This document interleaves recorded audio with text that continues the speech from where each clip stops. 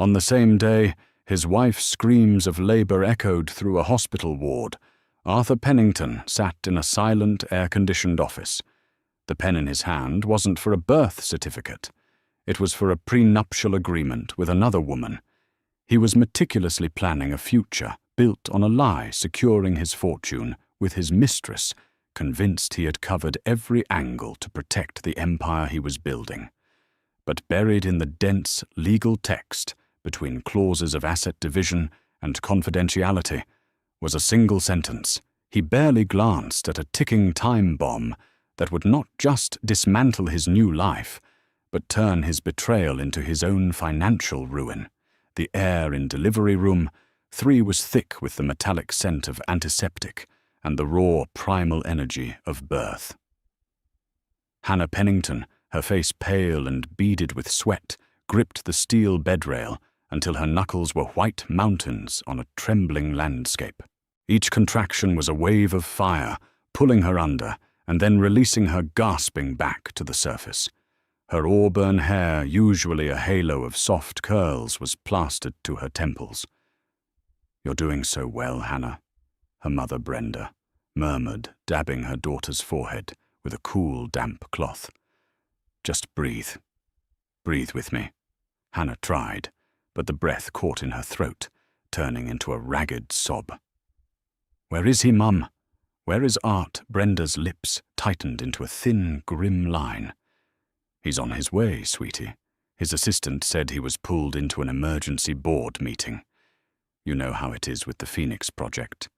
But Hannah knew, in the way, a wife just knows, that this was different. The Phoenix Project. Arthur's billion-dollar urban redevelopment venture had been his excuse for everything these last few months: missed dinners, weekend work trips, late nights, where he'd slip into bed smelling not of their shared soap, but of the crisp, sterile air of his downtown office. Or so he claimed. Another contraction seized her, and this time she screamed a sound of pure, unadulterated agony. "I can't do this without him." The attending nurse, a kind woman named Maria, checked her vitals. "The baby's heart rate is strong, and you're fully dilated, Hannah. It's time. Your husband will have to catch up." 20 miles away, in a glass-walled corner office overlooking the city skyline, Arthur Art Pennington felt a different kind of pressure. The room was cold, the silence broken only by the whisper of the ventilation system and the rustle of thick, creamy paper. Across the mahogany desk sat Victoria Davenport, her posture impeccable in a slate-grey power suit.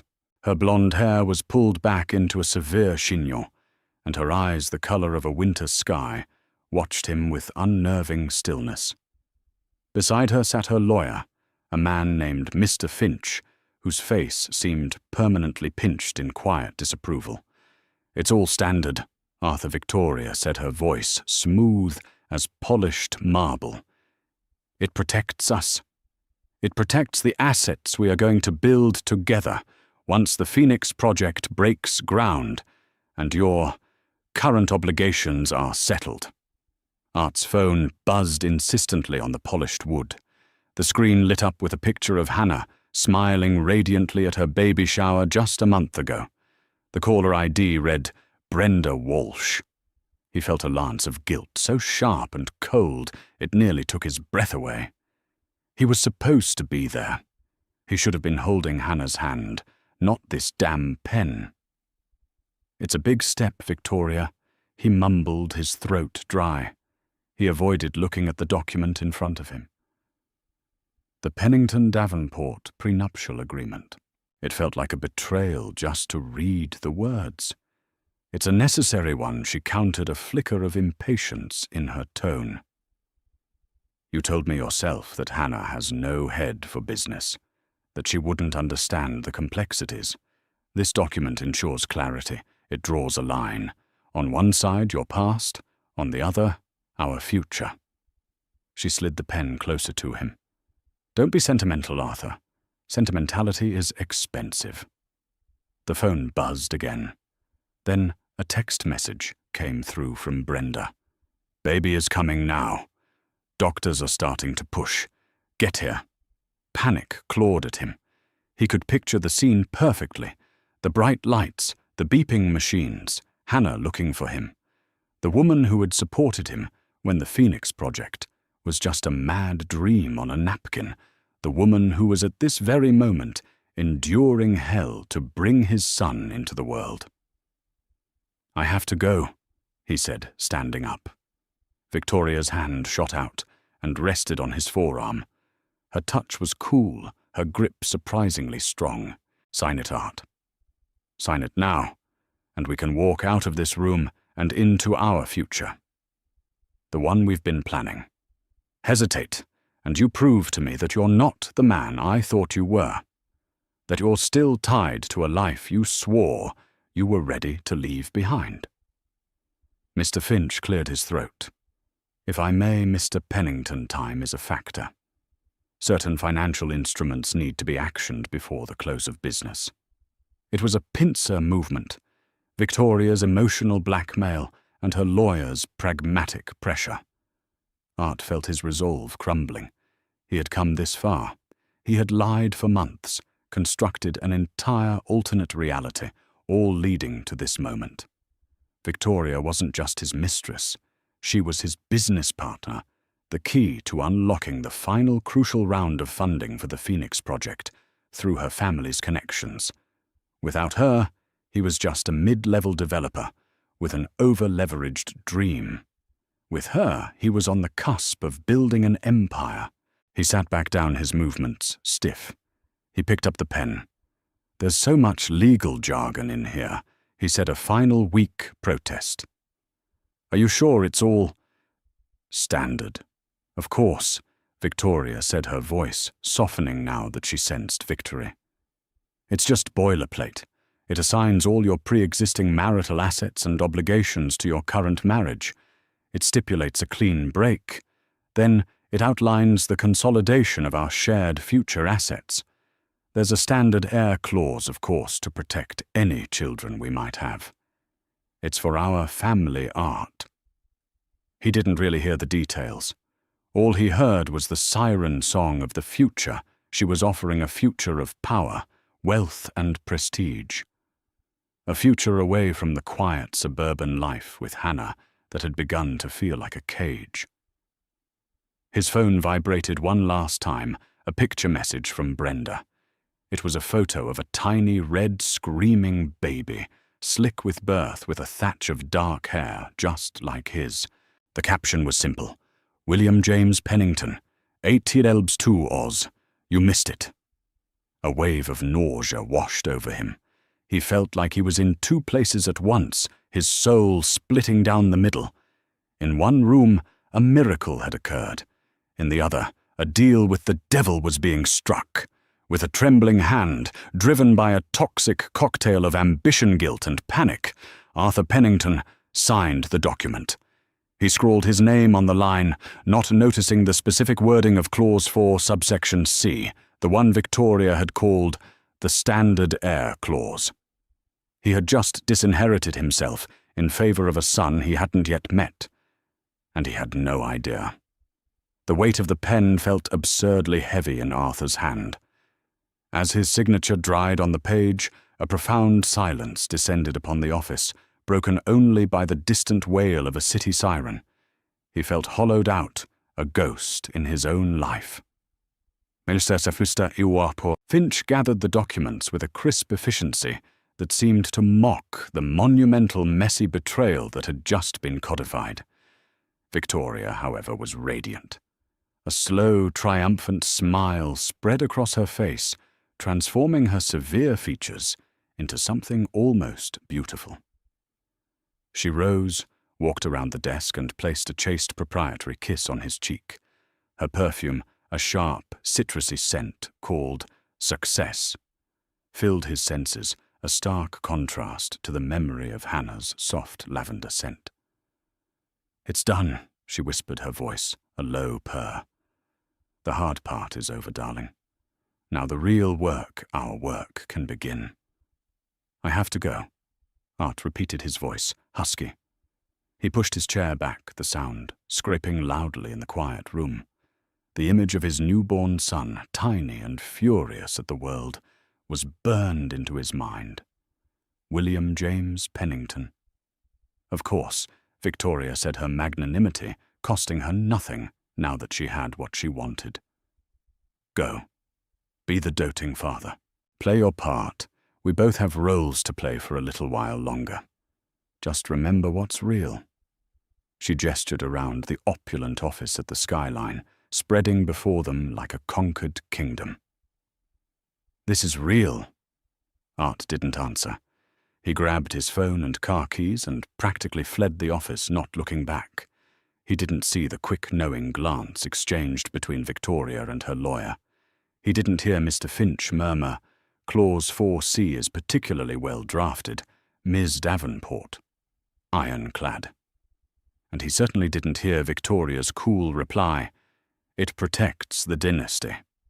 That's all that matters. To her, the firstborn, legitimate heir mentioned in the clause would one day be her child, with Art the designated successor to their combined empire. She saw it as a forward-thinking piece of legal fortification. The existence of William, a child from a marriage she already considered defunct, was merely a temporary inconvenience, a loose end, to be managed and eventually forgotten. The clause in her mind rendered him financially irrelevant to their future. The drive to the hospital was a blur of traffic lights and self-loathing. Every red light felt like a judgment. He rehearsed his excuse, polishing the lie until it gleamed. The investors a last-minute emergency, a deal on the brink of collapse, the fate of 1,000 jobs in his hands. It sounded plausible, heroic even. A man making a necessary sacrifice for the greater good. He burst through the hospital doors, his expensive suit rumpled his face, a mask of manufactured concern. He found Hannah's room and paused at the threshold, his hand on the door. He could hear the soft cooing of his mother-in-law and the faint, snuffly sounds of a newborn. This was it. The moment he had to sell the lie. He pushed the door open. Hannah was sitting up in bed, cradling a small bundle wrapped in a blue blanket. She looked exhausted, but a soft, ethereal light seemed to emanate from her. She was a Madonna, and he was the serpent slithering into Eden. Her eyes, shadowed with fatigue, found his. Art. Her voice was flat, devoid of the joy he had expected. Brenda Walsh, however, fixed him with a stare as cold and hard as a diamond. Well, well, the captain of industry graces us with his presence. Was the deal signed? Is the city saved? The sarcasm was a physical blow. Brenda, please. Art began moving towards the bed. You don't understand. It was unavoidable. He turned his focus to Hannah, his voice dropping to the intimate, pleading tone he knew she found hard to resist. Hannah, honey, I am so sorry. I moved heaven and earth to get here. I swear. This crisis came out of nowhere. He looked down at the baby in her arms. His son. A wave of genuine emotion, awe, love, regret, washed over him, so potent it almost brought him to his knees. His son had his dark hair, the same stubborn set to his tiny jaw. Can I hold him? Hannah hesitated for a fraction of a second, her eyes searching his face for something she didn't find. Then, with a sigh of resignation, she carefully transferred the warm, precious weight of their son into his arms. The moment Art's hands closed around his son, the world outside the hospital room, Victoria, the Prenup, the Phoenix project, seemed to fade to a dull hum. The baby William stirred his tiny mouth, rooting for purchase against Art's chest. A feeling so primal and fierce seized Art that it terrified him. This was his son, his blood. Tears welled in his eyes, hot and shameful. These at least were not a lie. He's perfect, Hannah, he whispered, his voice thick. Absolutely perfect. I'm so sorry I missed it. I'll spend the rest of my life making it up to you. To both of you." And in that moment, holding his son, he almost believed it himself. The guilt was a powerful anesthetic, numbing him to the reality of the document he had just signed. He compartmentalized. He shoved the memory of Victoria's cold office and Mr. Finch's pinched face into a locked box in his mind. He would be two men. The loving father and husband in this room, and the ruthless tycoon with Victoria outside of it. He convinced himself he could manage both, that he could have it all. Hannah watched him, her expression unreadable. She was too tired to fight, too overwhelmed by the tsunami of hormones and emotions that came with childbirth. She saw his tears and chose to believe they were for her for the moment he had lost. She accepted his excuse because the alternative was too monstrous to contemplate on the happiest, most difficult day of her life. "Just don't be late again, Art," she said softly, her hand resting on his arm. "He's going to need his father." "Never again," Art vowed, looking down at William's sleeping face. "I'll never be late again." It was the second great lie he had told that day. The weeks that followed were a masterclass in deception. Art threw himself into the role of a devoted new father with the same obsessive energy he usually reserved for a corporate takeover. He was home for every 6 p.m. feeding. He learned to swaddle William with military precision. He walked the floors with the colicky baby at 3 a.m., his expensive silk shirts often christened with spit-up. To Hannah, recovering in the hazy, sleep-deprived bubble of new motherhood, it was everything she had hoped for. The fear that had gripped her in the hospital, the cold premonition of his distance, began to melt away under the warmth of his seemingly renewed commitment. "You were right, Mum," she said to Brenda over the phone one afternoon, rocking William's cradle with her foot. "It was just a one-time work thing. Art has been incredible. You should see him with William. It's like he was born to be a father." Brenda, on the other end of the line, made a non-committal noise. "That's nice, dear." She trusted her daughter, but she didn't trust her son-in-law. She'd seen the flicker of something hunted in his eyes at the hospital, a look that had nothing to do with a missed birth and everything to do with a guilty conscience. Art, meanwhile, was living a life of exhausting duality. His days were a frantic ballet of coded communication. A text to Victoria about finalizing the architectural drafts was actually about liquidating a joint savings account he held with Hannah. A site visit with the engineers was a weekend trip to a boutique hotel with his mistress to celebrate securing their offshore funding. Victoria was surprisingly patient. She understood the need for this charade. Let him play house, she'd told her father, a formidable old-money patriarch who was underwriting a significant portion of the Phoenix project. It keeps the wife placid. A messy divorce now would attract the wrong kind of attention. We need him focused, and the situation stable until the groundbreaking. Art's phone became a fortress of secrets, with fingerprint-locked apps and decoy contact names. Victoria was listed as Greg Finance, his most frequent business contact. Their conversations were a cryptic shorthand of business terms that doubled as a private language. Reviewing the quarterly projections meant he missed her. The asset merger is on schedule meant he was still planning their future. One evening, Hannah came downstairs to find Art in his home office, staring intently at his laptop screen. William was finally asleep, and the house was quiet. "Burning the midnight oil again?" she asked softly from the doorway. Art jumped, slamming the laptop shut with a loud clap. He spun around in his chair, a forced smile plastered on his face. "Hannah, you startled me. Just reviewing some contracts. Boring stuff. You seem stressed lately," she said, walking over and wrapping her arms around his shoulders from behind. She rested her cheek on his head. Is everything okay with the project? Everything's great.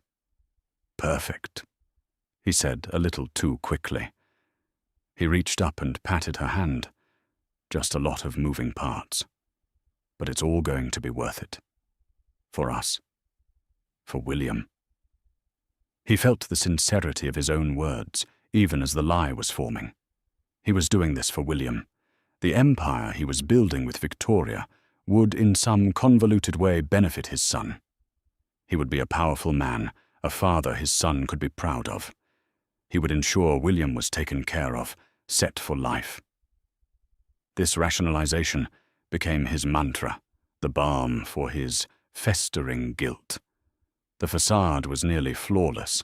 He cooed over William's first smile, meticulously documented his growth in a photo album, and planned a lavish christening. He bought Hannah a beautiful diamond necklace as a push present, the price of which made her gasp.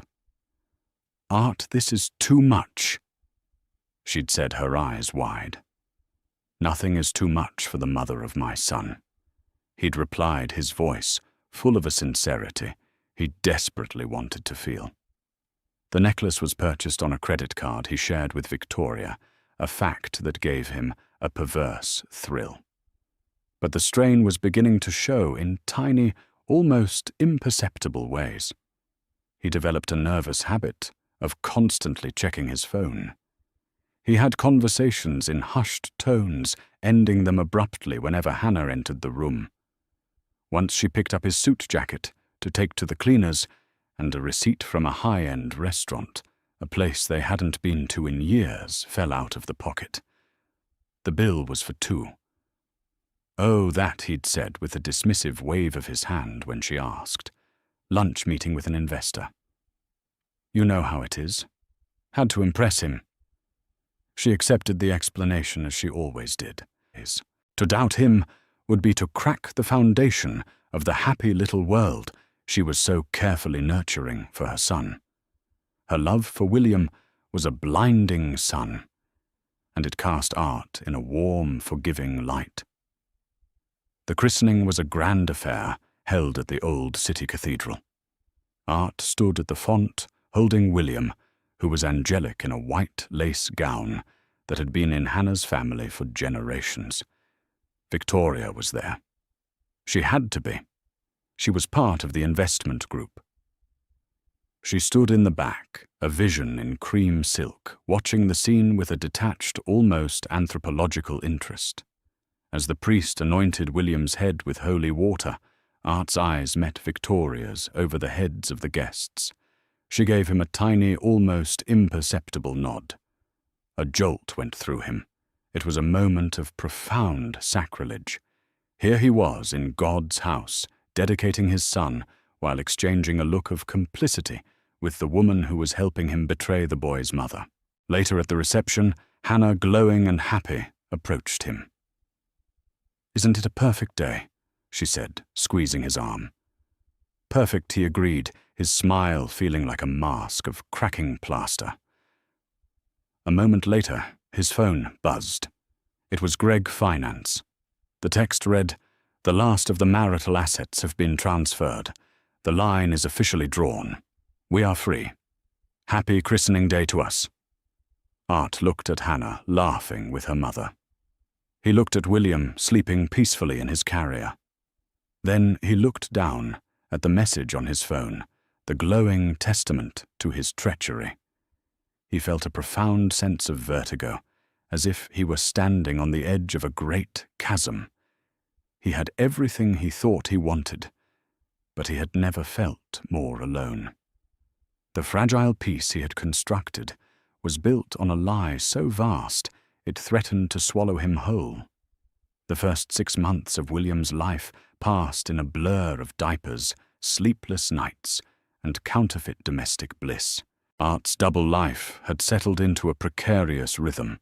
His days were a high-wire act of managing the Phoenix Project with Victoria, while his evenings were spent playing the role of the doting family man. He thought he was getting away with it, but lies like water always find a way to seep through the cracks. The first major crack appeared in the form of a simple piece of plastic. Hannah was at the grocery store, the checkout line long, and William starting to fuss in his car seat. When she went to pay, the joint credit card she always used was declined. Insufficient funds, the cashier said, her voice laced with pity. Hannah flushed with embarrassment. Insufficient funds. That was impossible. Art's income was substantial, and they had always been financially comfortable. She paid with her debit card and hurried out of the store, her heart hammering with a strange anxiety. That night she brought it up with Art. It was so strange, Art. The Amex was declined today. Art, who was scrolling through his phone, didn't look up. Oh, really must be a glitch. Or maybe I forgot to pay the bill. I've been swamped. Don't worry about it, I'll take care of it. His casualness was meant to be reassuring, but it had the opposite effect. Art never forgot to pay a bill. He was meticulous, almost pathologically so when it came to finances. It was the first thread. Small, but Hannah couldn't help but pull at it. A few weeks later, a second thread appeared. They had long-standing plans to take their annual trip to a lakeside cottage in New England, a tradition since the first year of their marriage. When Hannah brought up booking it, Art became evasive.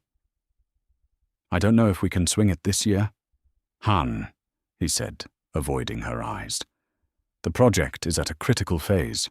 I can't be out of touch for a whole week. But we always go, she protested. We could get a place with Wi-Fi.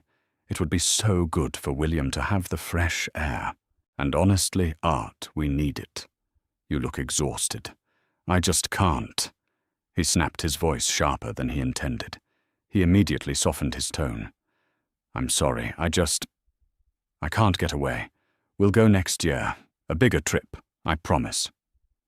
He cancelled the vacation, citing work, but Hannah's mother, Brenda, offered a different perspective during a visit. It's not the work, Hannah, she said, her knitting needles clicking like tiny judgmental clocks. It's the money. A man who suddenly can't afford a week at a lake house after buying a diamond necklace worth more than my car is a man who is hiding something. Hannah defended him, but the seed of doubt, once planted, began to sprout. She started noticing things she had previously ignored. The way Art angled his phone screen away from her, the second sleeker laptop that he kept in his briefcase and never connected to the home network, the scent of Victoria's sharp citrus perfume faintly clinging to his coat one evening after a late board meeting.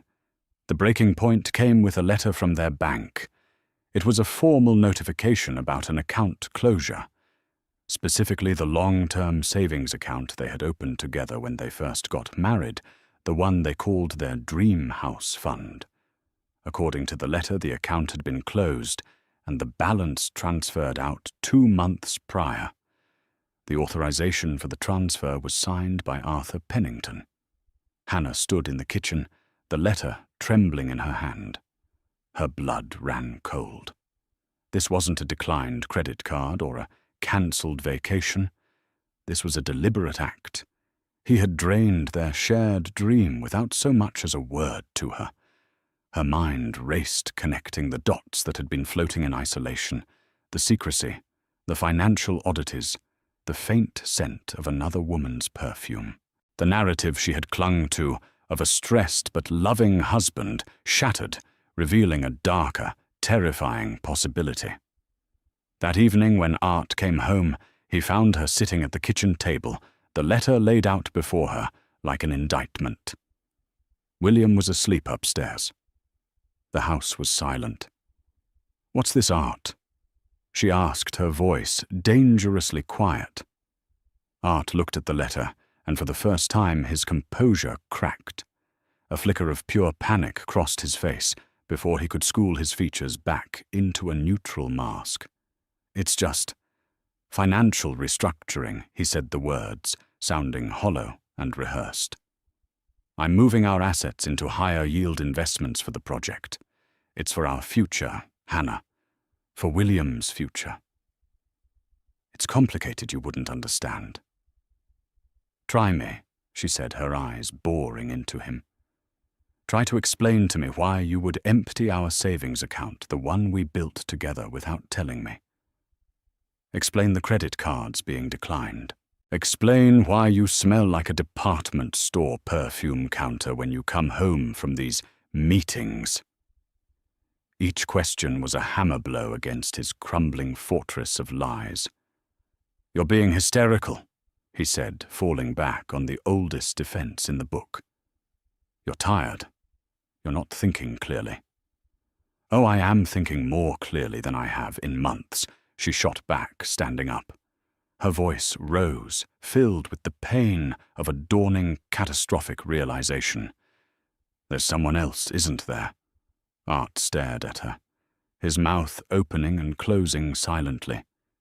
He saw the woman he had married, the woman he had once loved with an uncomplicated purity, and he saw the profound, irreparable damage he had inflicted upon her.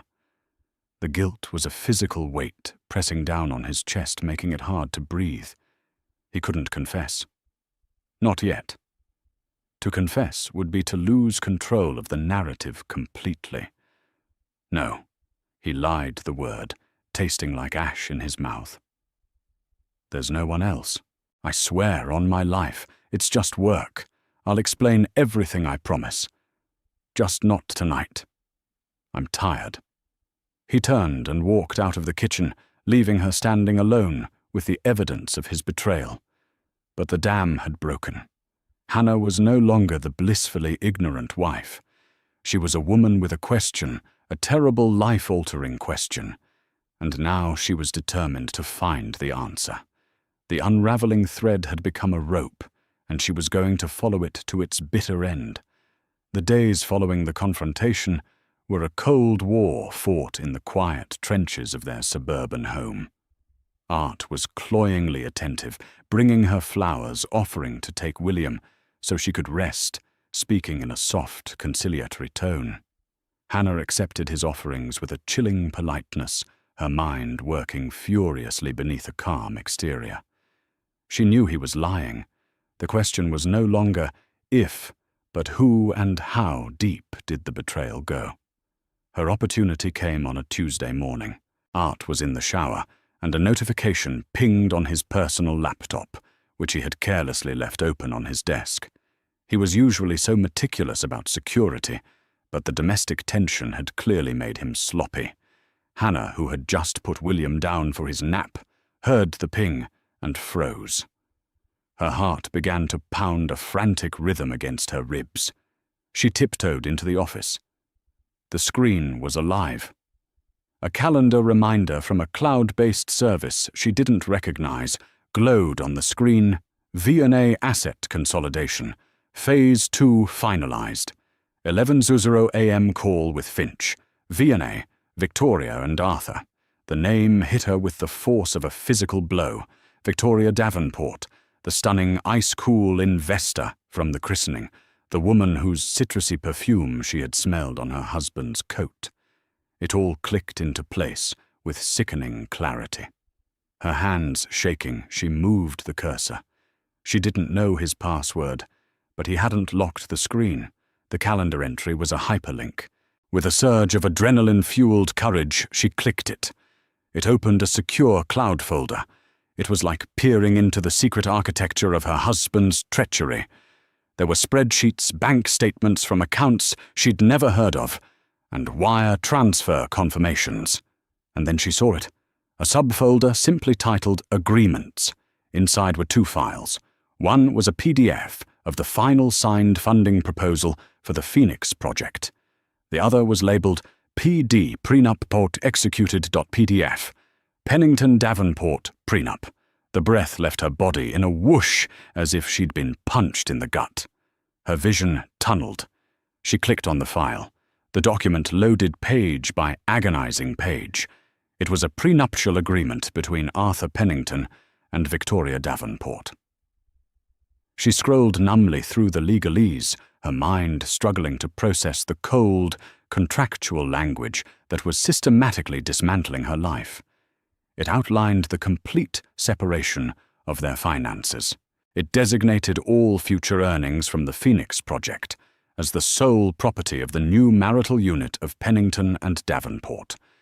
It was a ruthless, meticulous plan to cut her and William out of Art's future entirely. Then she saw the date. At the very bottom of the document, next to the elegant, sloping signature of Victoria Davenport, and the frantic, almost illegible scrawl of her husband, was the date of execution, October 12th. October 12th, the day William was born. Hannah let out a small, strangled sound. The room seemed to tilt on its axis. He hadn't been in an emergency board meeting. He hadn't been saving the city. While she was screaming in agony, pushing their son into the world, he had been in an office with his mistress, signing a document that pledged his future to her. He had missed the birth of his first and only child to legally and financially disown them. The sheer, calculated cruelty of it was breathtaking. It was a betrayal so profound, so monstrous, that it defied comprehension. All the little lies and inconsistencies of the past months realigned themselves in this new, horrific context. The cancelled vacation, the drained savings, the strained credit card. It wasn't about hiding an affair. It was about methodically stripping her of everything before casting her aside. She felt a wave of nausea and stumbled back from the desk, her hand flying to her mouth. She backed out of the office just as the sound of the shower upstairs stopped. She fled to her bedroom, her mind a maelstrom of pain and rage. She sat on the edge of her bed, her body trembling uncontrollably. For a moment, she wanted to smash things, to scream, to run into the office and confront him with the evidence of his unforgivable sin. But then she heard a soft coo from the nursery over the baby monitor. William. The thought of her son cut through the white-hot fury, replacing it with a cold, clear resolve. This wasn't just about her heartbreak anymore. This was about the future of her child, the boy his own father had treated as little more than collateral damage in a business transaction. Hysteria would get her nowhere.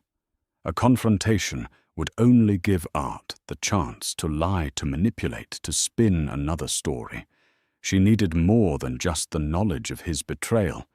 She needed a weapon. With a strange, terrifying calm, she walked back into the office. Art was still in the bathroom. She sat down at his laptop. She couldn't bear to read the whole document again, but her eyes scanned the pages, looking for anything, any small detail. Most of it was dense legal text she didn't understand. She attached the PDF to an email and sent it to her personal account. Then she meticulously cleared the browser, history closed the folder, and left the laptop exactly as she had found it. She was a ghost in his machine, leaving no trace. Back in her own room, she opened the email on her phone and forced herself to scroll through the prenup one more time.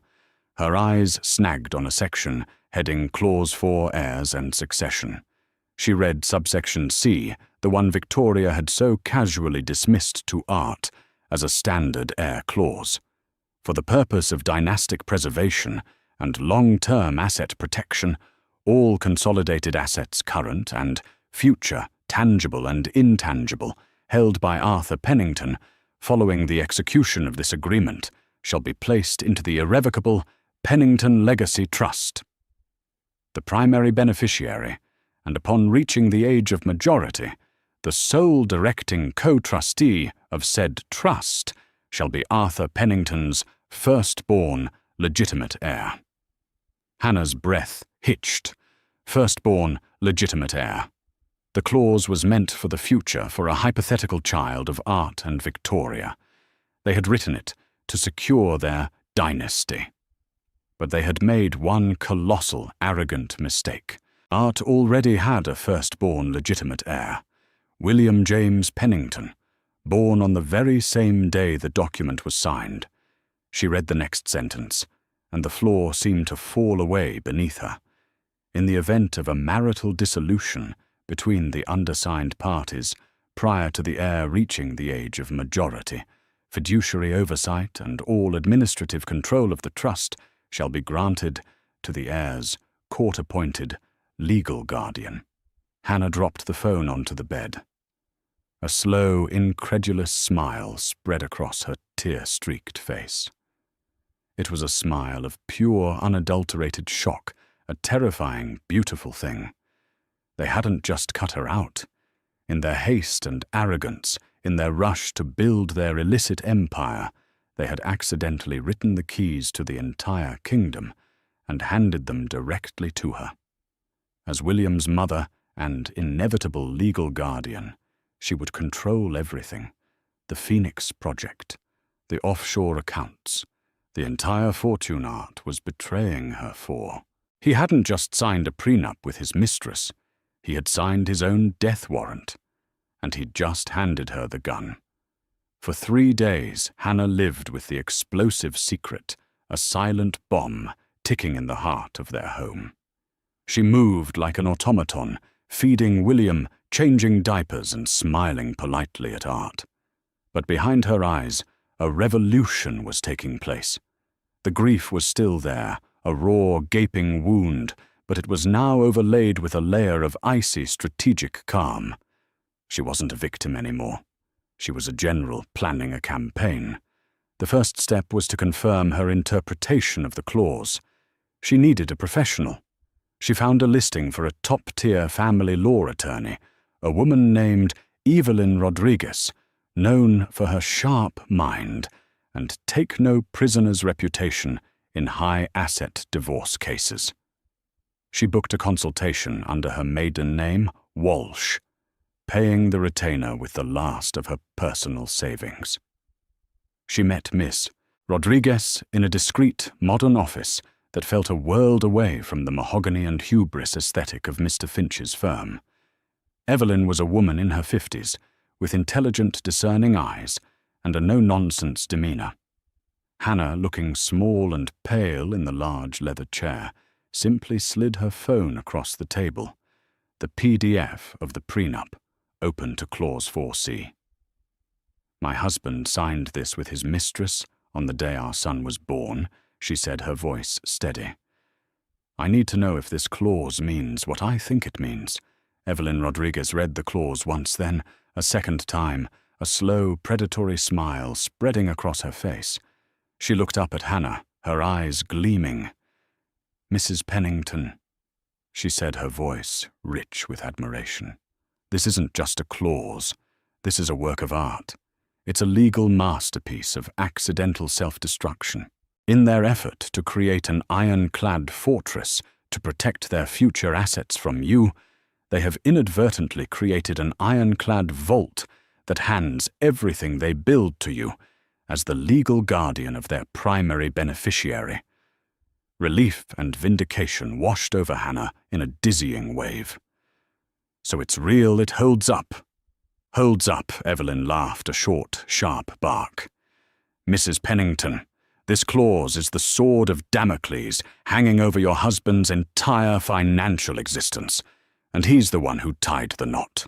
They were so focused on defining the new marital unit and protecting it from the old one that they used boilerplate, firstborn heir language without tailoring it to their unique and frankly idiotic situation. The law is brutally literal. Your son William was and always will be Arthur Pennington's firstborn legitimate heir. This document legally enshrines him as the sole beneficiary of the entire estate Arthur is building with this other woman. And you, as William's mother, will be its queen regent." The plan was set. Evelyn's advice was clear. Do not confront him. Do not show your hand. Let him continue building the empire. Every dollar he and Victoria made, every asset they acquired for the Phoenix Project, was now by their own hands being funneled into a trust for William. A trust that Hannah would one day control. The confrontation, when it came, was not of her choosing. A month later, Art came home early. He looked pale and agitated. He found Hannah in the nursery, humming softly to William. "Hannah, we need to talk," he said, his voice strained. "We're talking," she replied, not turning around. No really talk. He stepped into the room, his presence feeling like an intrusion. Victoria. She wants to move things forward. She's tired of hiding. I think it's time I was honest with you. He launched into a prepared speech, his voice dripping with false regret. He told her he was unhappy that they had grown apart, that he had fallen in love with someone else, Victoria. He framed it as a tragedy, a sad, unavoidable evolution of his heart. He was gentle, he was apologetic. He was offering her a clean, amicable break. I want to do right by you and William, of course, he said, reaching the climax of his performance. I'll be generous. A settlement, child support. You'll be very comfortable. Hannah slowly turned from the crib, her face a blank canvas. She let the silence hang in the air, stretching it until it became uncomfortable, then unbearable. A settlement, she repeated, her voice soft. Generous, yes. Of course, he said, relieved. He had expected screaming tears. This quiet acceptance was better than he could have hoped for. We can have the lawyers draw it up. It will all be very civil. There's no need for that art, she said. What do you mean, I mean? She said, taking a step towards him, her eyes locking onto his, that you don't have anything to offer me in a settlement. A flicker of confusion, then annoyance crossed his face. Don't be difficult, Hannah. I'm trying to handle this with respect. You speak of respect, she asked, her voice gaining an edge of steel. Did you handle it with respect on October 12th? When you were signing your future away to her while I was in labor. The blood drained from Art's face. He looked as if she had physically struck him. How did you know that you have a ghost in your machine, Art? She said coolly. Now let me tell you what's going to happen. You are not going to divorce me. You are not going to leave this house. You are going to continue going to work every day on your precious Phoenix project. You and Victoria are going to make it the biggest success this city has ever seen. You are going to build your empire brick by fraudulent brick. He stared at her, utterly bewildered. What are you talking about? I just told you I'm leaving you for her. No, you're not, Hannah said, a chilling smile touching her lips. Because of Clause 4, subsection C, the standard heir clause. The one you signed without reading. She recited it from memory, her voice clear and precise. As she spoke, the words, firstborn legitimate heir, irrevocable trust, court-appointed legal guardian, the color drained completely from Art's world. The implications crashed down on him with the force of a physical collapse. He stumbled back, his hand finding the wall for support. No, he whispered. No, that's for our children, Victoria's and mine. The document doesn't say future children, Hannah countered. It says firstborn, a title that belongs and will always belong to the beautiful baby boy sleeping in that crib. The son you missed being born so you could sign the very document that gives him everything. The full horrifying scope of his mistake was dawning on him. He had been so focused on the betrayal, he hadn't considered the mechanics of it. He had trusted Victoria and her lawyer completely. He pulled out his phone, his fingers fumbling as he dialed. Victoria, he choked out when she answered. The prenup. Clause 4C. Read it now. Hannah could hear the faint, confused sound of Victoria's voice, then silence, as she presumably pulled up the document. The silence stretched. Then a sharp, furious cry erupted from the phone, so loud Hannah could hear it from across the room. Art sank to the floor, the phone slipping from his grasp. He looked up at Hannah, his wife, the woman he had so clinically planned to discard. She was no longer the soft, forgiving woman he had married. She stood before him, framed by the nursery doorway, an avenging angel of his own creation. Welcome to your new life, Art. She said, her voice, devoid of any emotion, but triumph. You work for my son now. The aftermath was not a loud explosion, but a slow, suffocating implosion. Arthur Pennington, the man on the cusp of an empire, became a prisoner in his own life. The Prenup, the document he and Victoria had crafted as their declaration of independence, was now the unbreakable chain that bound him to Hannah. Divorce was impossible. If he filed, the clauses of the agreement would immediately trigger. All his assets, everything tied to the Phoenix project, every stock, every bond, every dollar he had moved would be seized and locked into the Pennington Legacy Trust. Control would pass to William's legal guardian, Hannah. He would be left with nothing. Worse than nothing, he would be saddled with the debts and obligations of a life he could no longer afford. Victoria, when she finally grasped the catastrophic nature of their error, was apoplectic. Their phone calls, once filled with whispered promises, were now volcanic arguments. "You have to fix this, Arthur," she shrieked over the phone one night, her voice raw with fury. "Your idiot lawyer let Finch draft it. Your lawyer, Victoria," he hissed back, huddled in his car in the garage, the only place he could speak freely. "Finch drafted it to protect your interests. You told me it was boilerplate. We will tear it up. We will say it was signed under duress." Duress. Art laughed, a bitter, broken sound. Who was under duress, Victoria? Me, the man running to his mistress, or my wife, the woman in labor? Who do you think a judge will believe? The reality was inescapable. The document was valid. Their arrogance was their undoing. They had built a perfect cage and had, through sheer hubris, locked themselves inside it with the one person they had tried to exclude. Life in the Pennington house became a surreal pantomime of a happy family. Art came home every night. He played with William, his smiles, hollow, his laughter, forced. He and Hannah coexisted like two foreign countries sharing a heavily armed border.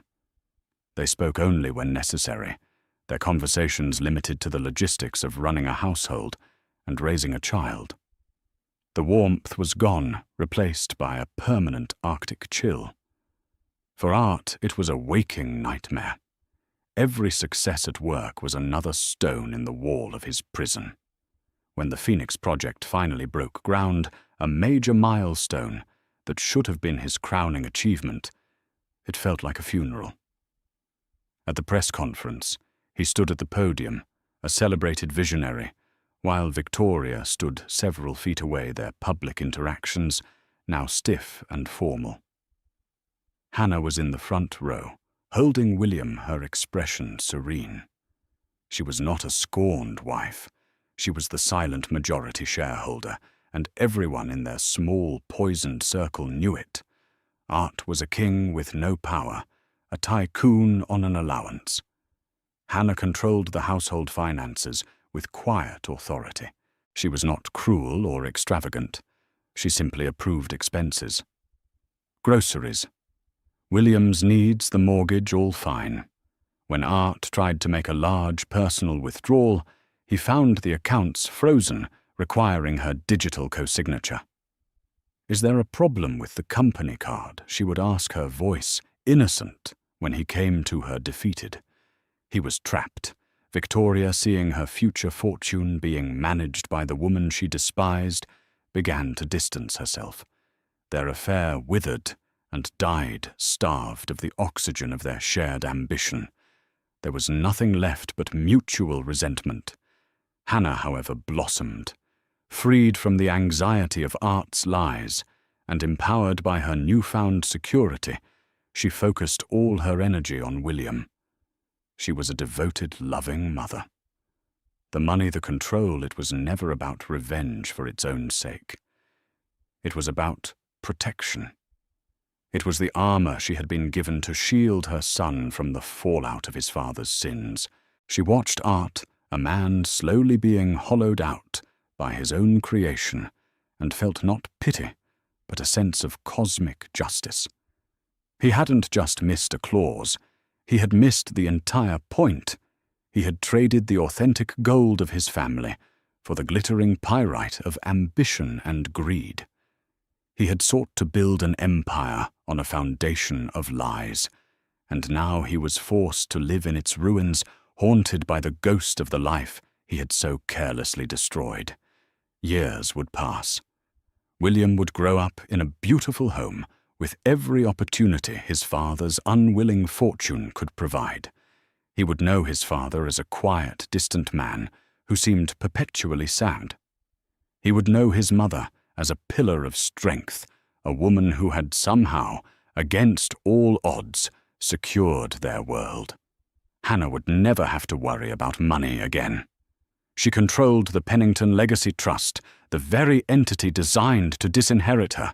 Arthur and Victoria's grand vision, the Phoenix Project, would become a monument not to their power, but to their folly, and it would all belong to the boy whose birth his father had missed, the first-born, legitimate heir who had become the unexpected king.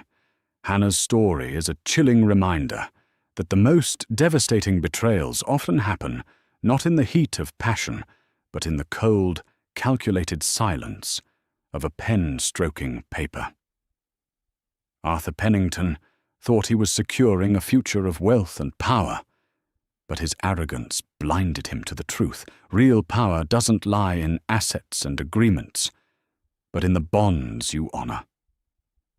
He built a gilded cage for his wife, only to find himself trapped inside it. In the end, it was his own signature, his own greed, that became his life sentence. What do you think was the bigger betrayal, the affair itself, or signing that prenup while his wife was in labor? Let us know your thoughts in the comments below. If you were moved by this story of justice and unexpected twists, please show your support by hitting that like button, sharing this video with someone who loves a good story, and be sure to subscribe to our channel for more real-life dramas. Your support helps us continue to bring these incredible tales to light. Thank you for listening.